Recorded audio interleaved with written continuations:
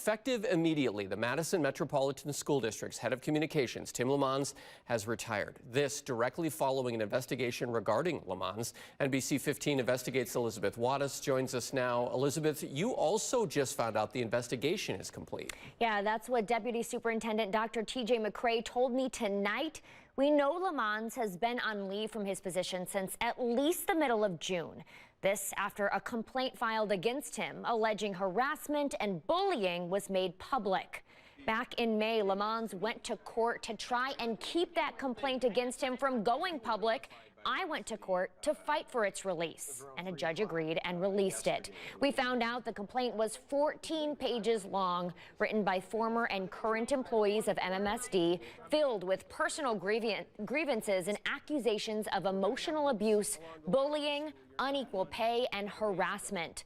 LeMonds has continually denied these claims. Tonight, in a statement, MMSD's interim superintendent says, quote, "We are committed to rebuilding community trust, supporting our communications team, and stabilizing district practices during this transitional year for the district." And I want to emphasize here, we do not know if LeMonds' retirement is because of this investigation and the complaint. We just know that investigation is done. So what's next? What did the investigation regarding LeMonds find? I have already filed an open records request to learn more, and I'll bring you that information right when I get it. Live in the studio, Elizabeth Wattis, NBC 15 Investigates.